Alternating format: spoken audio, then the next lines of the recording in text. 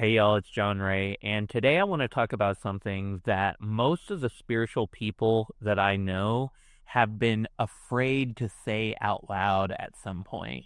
And it's, hey, I'm playing the lottery, or maybe I'm gambling or playing poker, and I kind of hope and pray that God will let me win. But deep down, we're all wondering, is this actually spiritually aligned? Am I being irresponsible by playing these games of chance? And isn't trusting God supposed to look more like surrender, not scratching tickets or pulling levers? And does this mean that I don't have faith if I am going to these mechanisms to receive a windfall? Or could this be a valid way for abundance to flow to me? And if you've ever asked a question like that, you are definitely not alone in that tension. So in this video, let's unpack it through the lens of the mystical Bible, divine awareness, and what it really means to manifest from a place of trust instead of fear. First, let's lay the foundation. Mystically speaking, God is not some man in the clouds just handing out blessings randomly. God is I am, pure infinite awareness, the field of all intelligence, and the source of all possibilities, or in Tom Campbell's terms, the larger consciousness system. And that means that God literally is the intelligence that holds every possible outcome, from the smallest breath to the biggest jackpot win. So, could God orchestrate a lottery win for you or a casino win? Yes, absolutely. But it wouldn't be because you begged hard enough, you prayed hard enough. It's not because you cracked some mathematical formula. It would happen because your state of consciousness was aligned with calling in that reality, that win. And the mystical Bible consistently teaches you don't receive what you want, you receive who you are. And that's backed up in a few verses. In Job 3:25, it says, "What I feared has come upon me. What I dreaded has happened to me." So even when we're in fear, God isn't punishing us for our fear. God is acting as a mirror and reflecting back to us our state as a feedback loop so that we can actually have awareness of our choices and choose something different. Feel through what's there so that we can rise into a greater potential. And Mark 11:24 on the flip side of that says, "Whatever you ask for in prayer, believe that you've received it and it will be yours." Neville Goddard, the modern mystic, used to put it this way. He would say, "Assume the feeling of the wish fulfilled." And this was all about you claiming the identity of somebody who already has the thing that you want. So when we look at it mystically, desire alone is part of it, but it's not enough. There has to be internal congruence and alignment, a place of balance when you take actions. You might say to yourself that you want financial freedom, but in that moment, if you feel desperation or if you feel scared or ashamed, you're not really aligned with the experience of abundance. And so it's going to be difficult to call that in. And that's why the mystical question is never just, can I win or will God let me win? It's always, what state of consciousness am I occupying right now? How do I feel in my body? Because that is always a signal from God. What we're feeling in our nervous system is always what God is putting on our heart. And when something feels joyful and buoyant and alive and life-giving, that's the signal from God that, yes, you're in the state of consciousness where you can take the inspired action and it will net rewards. But if you're doing things from a place of depression or fear or lack, well, that's going to get mirrored back to you because you get who you are. And a lot of people playing the lottery or placing bets are in what the Bible calls a manna season. In Exodus 16, God feeds Israel with manna, but just enough for one day at a time. The way the verse reads, it says, "Those who gathered much had nothing left over, and those who gathered little had no lack." And that's in Exodus 16:18. And so why was that? Why couldn't you hoard manna? And why did you have to only use what you could use during that day and trust that it would come again the next day? It's because God was teaching the Israelites I can be trusted even when you can't see the whole plan. And many of us might be feeling that right now.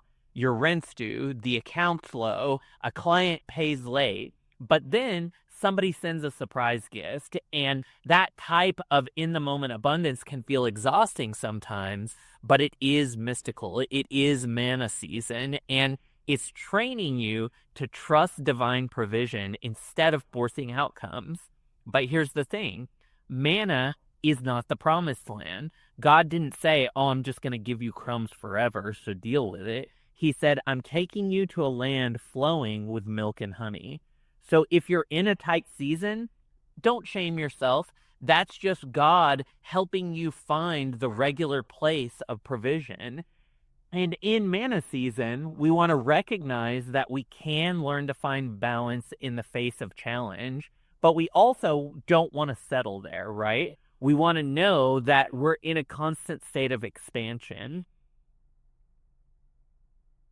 So here's the mystical filter for whether or not you should be gambling or going to a casino or really taking any type of action. You ask yourself, am I playing or taking this action from a place of trust or from panic? Is this coming from joy and curiosity or desperation and fear? Am I using this as a mirror of my faith that God's hand is moving in my favor, or as a way to escape feeling unsupported? Because it's the state of consciousness behind the action that matters.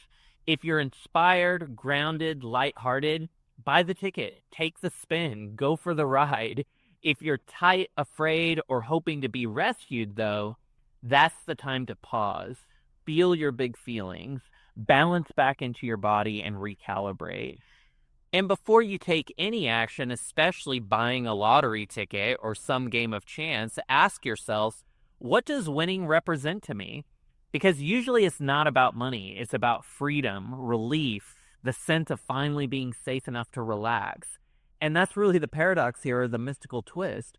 You won't win until you already feel like a winner, until you already know that God's hand is moving in your favor, because the energy of desperation blocks the outcome that you're trying to attract. It's like that old Super Troopers movie quote where he says, desperation is a stinky cologne. When you're desperate, nobody wants to do business with you. Opportunity isn't interested in you.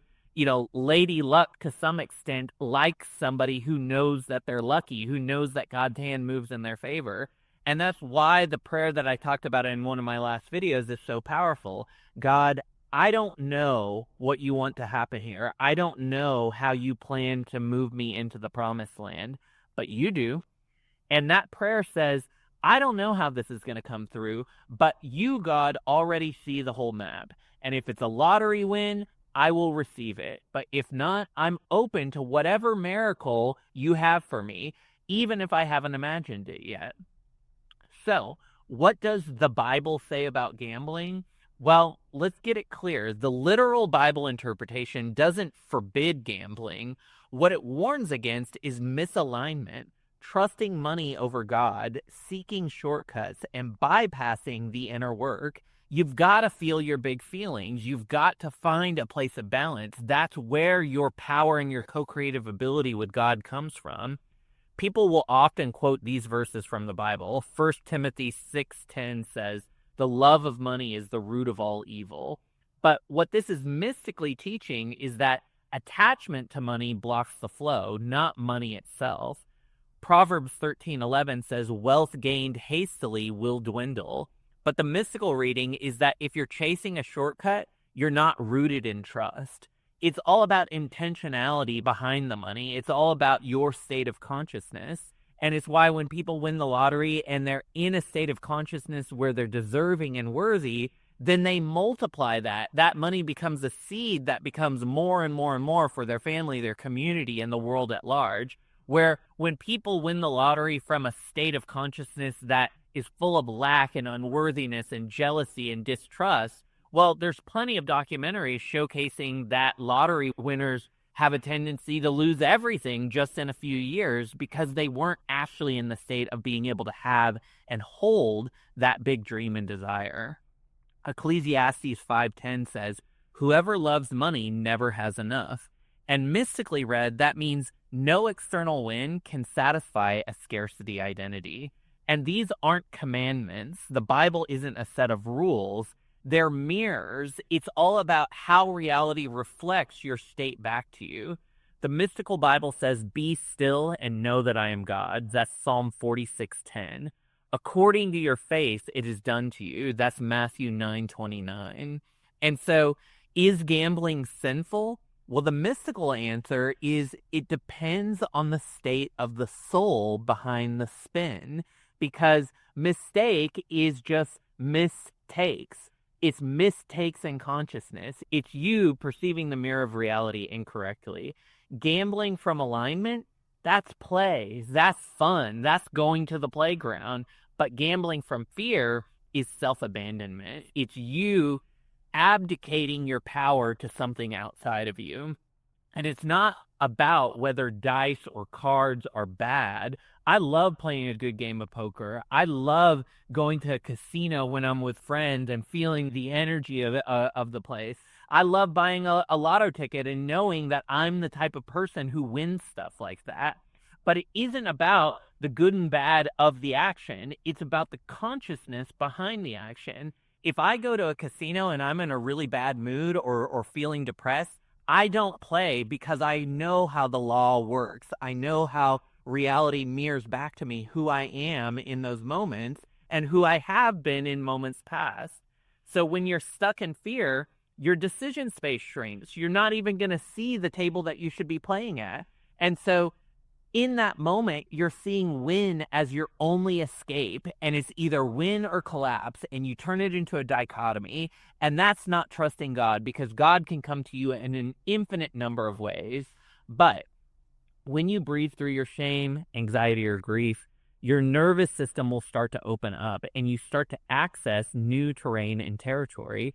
And this is what the 12 tribes, the 12 disciples, and the 12 gates in the Bible symbolize: the emotional, spiritual, and archetypical energies that you must integrate somatically and spiritually to walk in wholeness. This is all about feeling your big feelings, finding a place of balance, and acting from inspired action.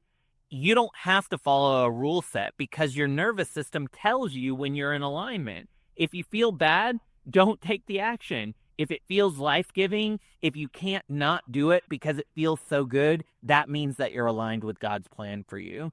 And when you do that, you don't have to chase miracles. You live inside of them. You become somebody who is a walking miracle. So, can you win the lottery? Will God allow it? Can you be blessed walking into the casino? Absolutely. It happens all the time. But only if that win reflects the truth that you've already claimed as your identity. You have to know yourself as somebody who wins. You have to know yourself as somebody who defies odds. You're not a beggar. You're the beloved. You're not at the mercy of odds. You're aligned with infinite source. So ask the question honestly: am I playing to affirm my faith, or am I buying this ticket to escape some fear that I have? One is going to expand your life. The other will echo your emptiness back to you, because remember, reality mirrors to you who you're consistently being. And either way, that mirror is going to show who you really are, who you've been being, and who you are now. So the mystical Bible answer is this: if you're gambling from joy, play, buy the ticket, go to the casino, have fun. But if you're gambling from fear, if it's coming from a place of mania, you need to pause, feel your big feelings, and wait until it feels aligned, until you know what the aligned next step is for you. God doesn't care about scratch-offs or dice. God cares about the state of consciousness that you're living from. And the moment you say, "I don't know, but you do, God," you return to the seat of your power. You open up possibility, not just in one roll of the dice, not just in one lotto ticket, but in an infinite number of ways that God can flow abundance to you. If this video helped you reframe how you see abundance and trust, join us at BibleMystic.com for more mystical interpretations, emotional integration practices, and the real work of walking into the promised land that God has for you. Until then, we'll see you in the next one. Bye, y'all.